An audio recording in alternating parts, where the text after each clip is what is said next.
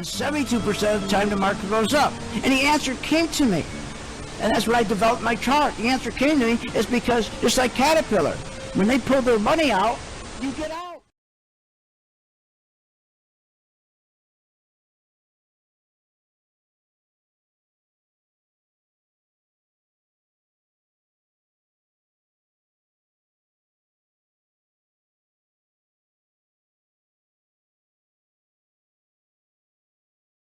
Whoa. It's your daily dose of how to manage your money. And now it's time for Phil's Gang on the Off the Wall Street Network. Oh, God. Are you nuts? With your host, Phil Grande. Bye. And welcome to my podcast. Thank you for joining me. Okay. So we got problems with the yields today. So before I get involved with that, let's talk about what's going on right now. So one of the big issues we have is, of course, what's going on with the bond market.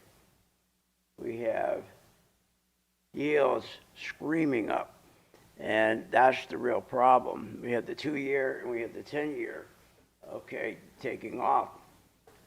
And that's really hurting the tech market, and it's also hurting the bond market. I had some things here I wanted to share with you this morning. Okay, you hear me now? Okay, once that I wanted to share with you, I'll just give it to you in a moment here. Let me just find it. Take just 1 second. Okay.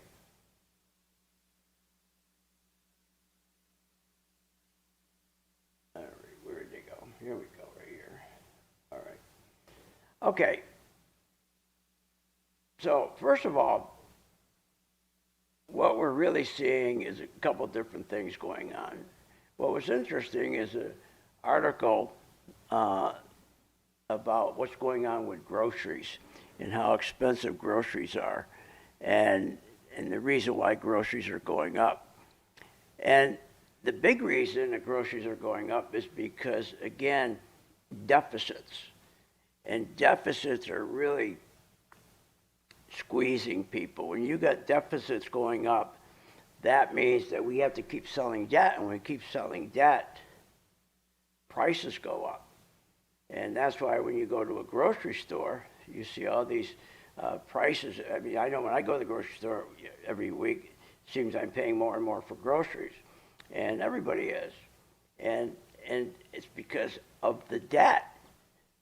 And we're paying probably about, in the last 3-4 years, about 40% more in groceries today than we did about 3 years ago.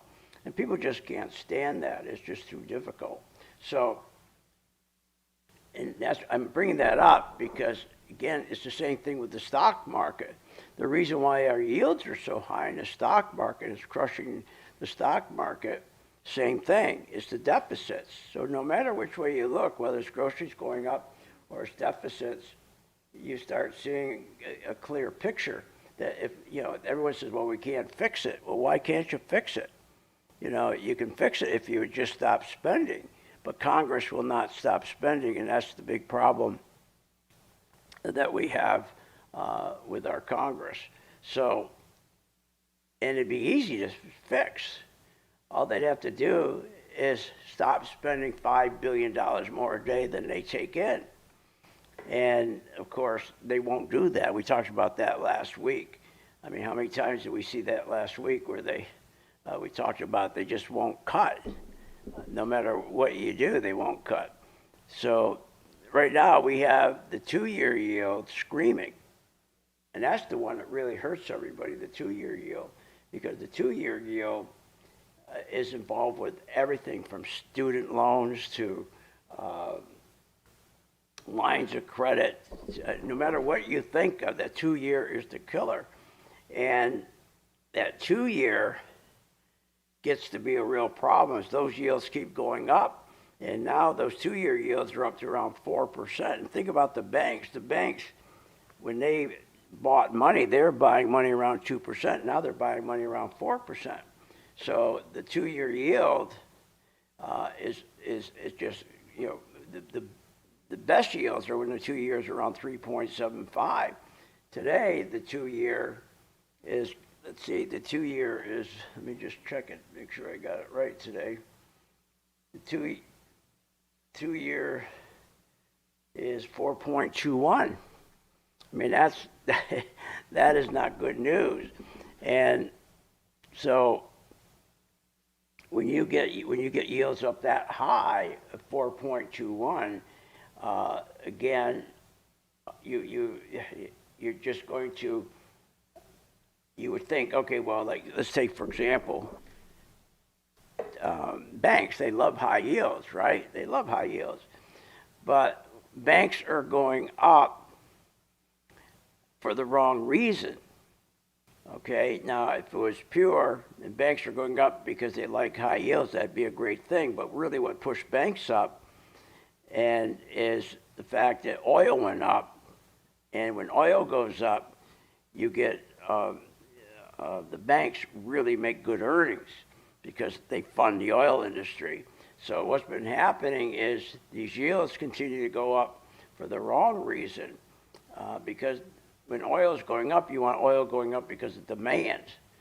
But oil's not going up because of demand. There's no demand for oil. Matter of fact, there's a glut of oil out there. And so what drove oil up was the latest headlines. Trump begins war. War's back on again. That's when we shot right back up to $85. Now, and when yields shot up, everybody started to buy bank stocks. And that was good. That's okay as long as when they were you bought them and they kept going up, you sold into them because they're going to start unraveling. And you can take a look right now at our bank stocks. They're struggling to break out. They're consolidating and struggling to break out because the big buyers, the smart money, aren't buying because they know that the only reason why those yields are up, I mean, they're up for the wrong reason, and that again is deficits. And the other problem is the higher that these yields are going, they're attached. Again, everything's attached to the headline of oil, not demand of oil. So the whole point is everything's getting upside down. And so if we take a look at what's going on with the bank stocks right now and the tech stocks, everything's reversed. So the tech stocks you got to be very careful with, because even though when yields drop, the tech stocks are going up, but there's really there's not a lot of demand there from the big institutions anymore. And that's the big problem. Remember, it's the institutions that drive everything. When the institutions are sitting on the sideline, then you have a major problem. That's what's going on right now.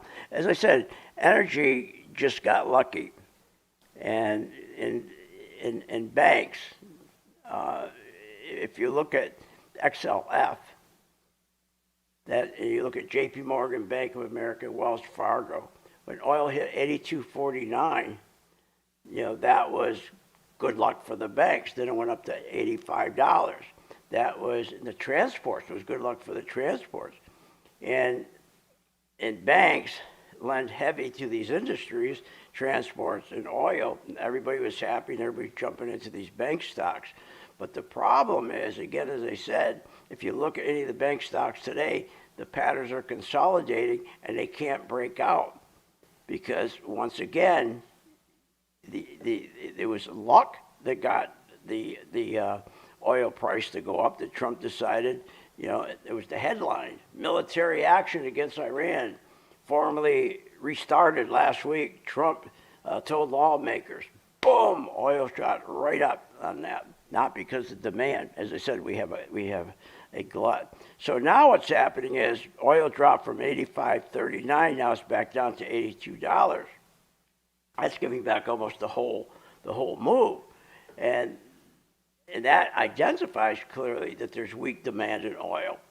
And so the guys on on TV, the jibber jabbers, can tell how great oil is and there's great demand. No, there's not. So oil's dropping, and banks are struggling to break out. And most people don't understand that. They'll see yields going up, and they say, well, banks should be really rallying hard right now. Why aren't they? Because again, yields are up for the wrong reason. Okay. And so the bottom line is tech drives the indexes. We know that. And banks drive yields, and they drive credit. And energy industrials drive inflation. And one of the big things we're looking at going forward right now is inflation. Nobody cares about earnings. And by the way, when banks go up, you know what they really care about? Why are the yields going up? Okay? And when the institutions find out the why, they're disappointed. So that's why, again, here, look, I'll give you one example here. If we go back and take a look at some of the bank stocks, just to show you. If you look at J.P. Morgan, and you can see how they rallied, consolidated, now they're dropping. Citi, look at that, rallied, and now they're dropping. Matter of fact, Citi has turned into a good short.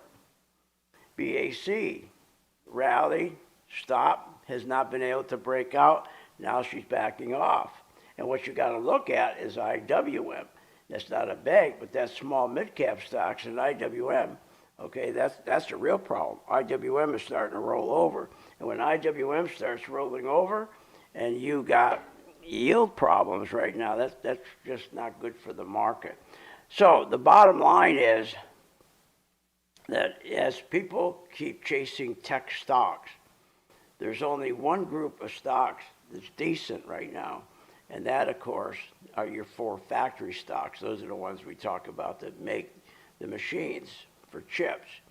But they're rolling over, and they're starting to roll over now, and those have been leading the whole market. And one of those 4 stocks, just the 2 of them started to break the 50-day moving average. If all 4 break the 50-day moving average substantially, and yields keep climbing, remember, tech doesn't like high yields. But look how the 10-year and the 4-year is just going straight up. If those 4 stocks break through the 50-day moving average and yields keep climbing as they break that 50, that's what we saw back in 2008, okay? So you have to keep our eyes on that because that's really what's going on. And it's just interesting when you really look at what's going on in the economy and what's going on in the stock market, it's all the same problem. Looking forward, okay? We see inflation looking forward. It's just, the market's forward. Who cares about earnings season? I always want to know what's the market going to do going forward. And right now, with yields climbing the way they are, and again, going up for the wrong reason, especially when you look at bank stocks going up for the wrong reason. And then when you have tech stocks that are going up, and all of a sudden you start seeing yields come down to try to push these tech stocks up, and people are jumping in these tech stocks, it's just very difficult to push these stocks up. So everything's set up for tech rally, everything's set up for oil rally, everything's set up for a bank rally, but none of it's working. And it all goes back, just like we talked about in the opening here, about how groceries have gotten insanely, costly, and how much these groceries have gone up, in the last few years, just almost doubled. So and everyone says, well, we can't fix it. You can fix it in a heartbeat. All you have to do is get Congress to stop spending more than they take in. If they stop spending more than they take in tax revenue, we won't be in the hole $5 billion every day. That means every quarter they won't have to sell $500 billion worth of debt. That means groceries no longer will escalate. And that means that bank stocks will finally, when yields go down, go up for the right reason, okay? Not because oil, you got lucky, oil's up, so banks are going to make a lot of money. So you got to get everything back to a good foundation, and we got to get back the institutions, because if the institutions continue to stay out of this market, okay, and not participate with their 10 to 12 trillion dollars, and there's only, they have a lot of money in the big stocks, okay, like the four big machine makers, but they're not putting any more money in the market. So, and we're starting to see again, foreclosures are going up. The last half year was incredible how foreclosures really jumped ahead. They reached nearly 228,000 from January to June. That's a 21% move to the upside. But all this can be fixed. But as a trader, the only answer is learn how to sell short. And none of this matters. If you don't know how to sell short, and all you're doing is out trying to buy stocks that the jibber jabbers are telling you to buy on TV each day, you're going to be part of the 85% who lose money every day. You've got to learn how to short. You've got to learn how to follow the yields. The yields are everything, especially that 2-year yield. That's the key. Once you understand what the yields do, how they affect the stock market, and you know how to short, you're going to love trading because you only can make money. But 85% of people don't do that because they don't understand it and they lose money. Thank you for listening to my podcast. I'll see you on the charts.